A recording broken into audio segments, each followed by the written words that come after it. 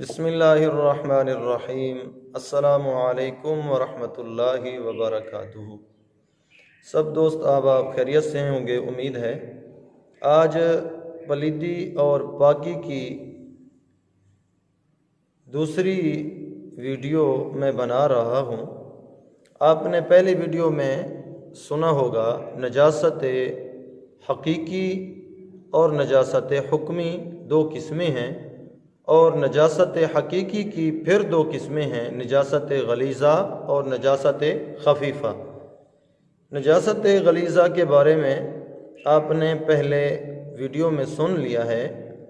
अब दूसरी जो नजासत की किस्म है नजासत खफीफ़ा, उसके बारे में आप जानते हैं कि नजासत खफीफ़ा कौन सी नजासत, कौन सी पलीदी है और ये कौन कौन सी चीज़ें हैं और इनसे बचना कितना ज़रूरी होता है और इनके लिए एहतियात क्या ज़रूरी है। ये मसाइल आपने आज समाअत करने हैं। वीडियो को आखिर तक ज़रूर देखें।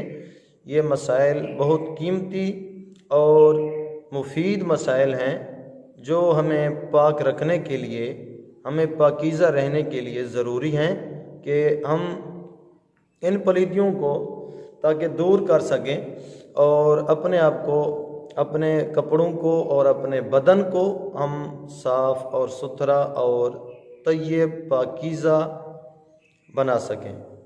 तो चलते हैं दोस्तों। नजासत खफीफ़ा, नजासत का मानी पलीदी, नापाकी, ये चीज़ें होती हैं। नजासत यानी पलीदी खफीफ़ा वो है कि जिसका नज्स होना ज़्यादा शदीद ना हो और उसके सबूत में क़त्इयत ना हो, और जिसके बारे हल्का शरई हुक्म हो। नजासत खफीफ़ा अगर कपड़े या बदन या चीज़ पर उसके असल के चौथाई या ज़्यादा हिस्सा पर लगी हो तो उसका धोना ज़रूरी होता है। ये समझ आ गया होगा मसला।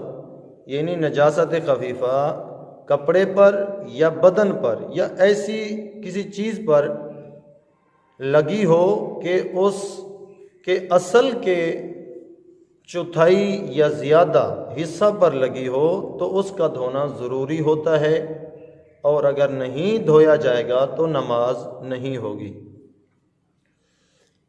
इस हालत में ही यानी अगर चौथाई हिस्सा पर नजासत पलीदी लगी हुई है खफीफ़ा या चौथाई हिस्से से ज़्यादा लगी हुई है, आपने नमाज पढ़ ली, नमाज अदा कर ली, तो इस हालत में ही जानबूझकर अगर आपने नमाज पढ़ी तो आप गुनहगार होंगे और नमाज का लौटाना भी वाजिब होगा। यानी चौथाई हिस्सा पलीदी लगी हुई थी कपड़ों पर या बदन पर, आपको इल्म भी था, आपने फिर भी जानबूझकर कसदन आपने नमाज पढ़ ली, तो इस नमाज पढ़ने का आपको गुनाह होगा, क्योंकि पलीदी लगी हुई थी, आपने उसको दूर नहीं किया और फिर कसदन जानबूझकर नमाज पढ़ ली, तो गुनाह भी होगा और उस नमाज को दोबारा पढ़ना भी वाजिब होगा। यह समझ आ गया होगा मसला। और दूसरा, अगर नजासत चौथाई हिस्सा से कम हो, कपड़े पर या बदन पर चौथाई हिस्से से कम पलीदी लगी हुई है तो फिर मुआफ़ है, इससे नमाज हो जाएगी। चौथाई हिस्से से कम हो तो नमाज हो जाएगी, चौथाई हिस्से से ज़्यादा हो या चौथाई हिस्से के बराबर हो तो फिर नमाज नहीं होगी। नंबर 3, अगर नजासत खफीफ़ा अलग अलग मकामात पर कई जगह पर लगी है जिसका मजमूआ चौथाई उज़्व के बराबर हो तो नजासत खफीफ़ा शुमार होगी। मिसाल के तौर पे नजासत लगी है, पलीदी लगी है जिस्म पर या कपड़ों पर लगी है, लेकिन लगी इस तरीके से है कि एक जगह पे नहीं, छींटे पड़े हैं, कुछ यहाँ कुछ वहाँ, कुछ बाजू पर, कुछ सीने पर, कुछ हाथ पर, यानी वो अलग अलग तौर पे ये पलीदी लगी है। तो अगर इसको इकट्ठा किया जाए, अंदाज़ा लगाया जाए कि इतनी इतनी यहाँ लगी है, तो अगर इसको इकट्ठा किया जाए तो इसका मजमूआ चौथाई उज़्व के बराबर अगर हो जाए तो नजासत खफीफ़ा शुमार होगी, उसका दूर करना ज़रूरी होगा। यहाँ ये ज़रूर याद रहे कि تمام بدن یا کپڑے کا چوتھائی حصہ شمار نہیں کرنا، بلکہ تمام جسم، تمام بدن انسان کا ایک کل ہے، اور ہاتھ اور پاؤں، سر، پیٹ وغیرہ یہ بدن کے اجزاء ہیں، لہٰذا ان اجزاء کا فرداً فرداً چوتھائی حصہ شمار کریں۔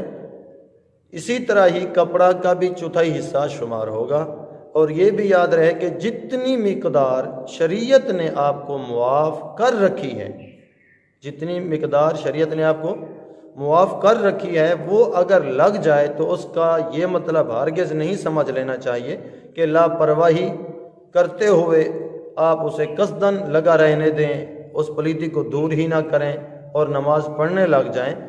گو نماز تو ہو جاتی ہے مگر دھونا افضل ہے، اسی میں تقوی اور پرہیزگاری ہے، کیونکہ حدیث پاک میں ہے، آقا دو عالم صلی اللہ تعالی علیہ وسلم نے ارشاد فرمایا، حضور نے فرمایا کہ تو پرہیزگار بن جا، تو پرہیزگار بن جا، تمام لوگوں سے زیادہ عابد ہو جائے گا۔ یعنی پرہیزگار بننا ہی عابد بننے کے قابل بناتا ہے، یعنی جو آدمی پرہیزگار بن جاتا ہے تو وہ تمام لوگوں سے زیادہ عابد بن جاتا ہے۔ اور دوسری حدیث پاک میں ہے کہ ایک مثقال پرہیزگاری کا اجر 1000 مثقال نماز روزہ کے اجر سے بہتر ہے۔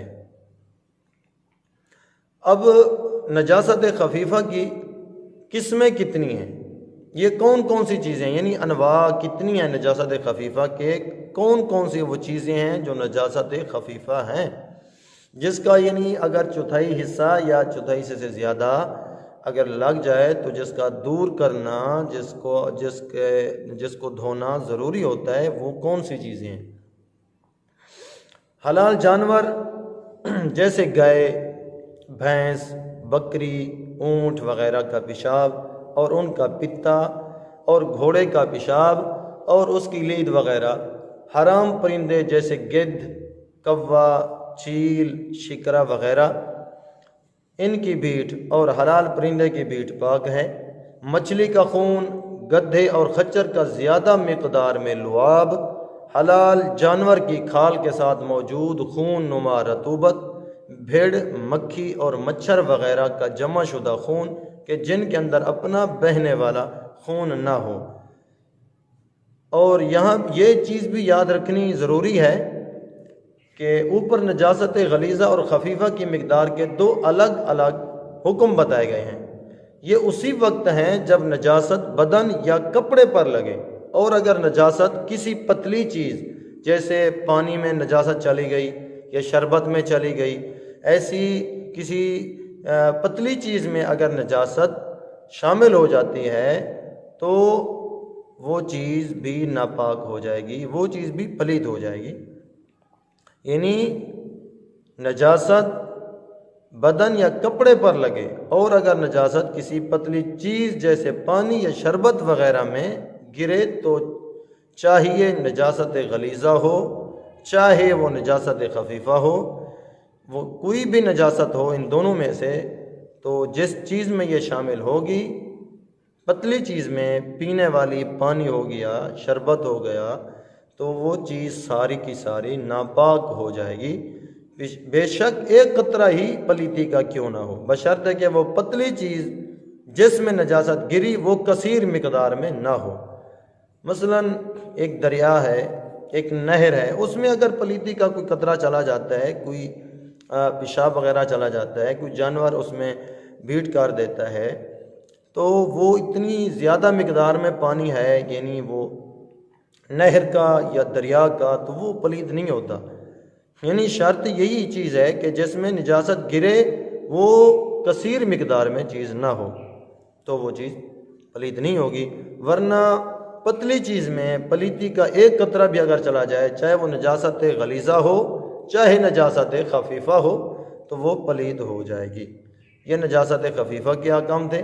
آگے ویڈیو میں ہم ذکر کریں گے کہ جھوٹے کا کیا حکم ہے، یعنی بندے کا جھوٹا، جانور کا جھوٹا، جو بچی ہوئی چیز ہوتی ہے جس کو جھوٹا بولتے ہیں، اگر جانور کا جھوٹا ہے تو اس کے بارے میں کیا حکم ہے، بندے کا جھوٹا ہے اس کے بارے میں کیا حکم ہے، اور اسی طرح عورت کا جھوٹا مرد پی سکتا ہے یا مرد کا جھوٹا عورت پی سکتی ہے یا بچے کا جھوٹا سب بڑے پی سکتے ہیں. یہ چیزیں، یہ مسائل اگلی ویڈیو میں انشاءاللہ تعالی ہم ذکر کریں گے. اور آپ دوستوں سے یہی گزارش ہے کہ آپ ان مسائل کو سنا کریں توجہ سے اور یاد رکھا کریں اور آگے دوسروں تک پہنچائیں. ہماری ویڈیو کو لائک اور شیئر کریں تاکہ صدقہ جاریہ ہو. یہ مسائل جو ہم ذکر کر رہے ہیں تاکہ کوئی سنے گا اور وہ عمل کرے گا تو اس میں ہمیں بھی ثواب ملے گا اور آپ کو بھی اس کا اجر اور ثواب ضرور اللہ تعالیٰ عنایت فرمائیں گے. السلام علیکم ورحمۃ اللہ وبرکاتہ.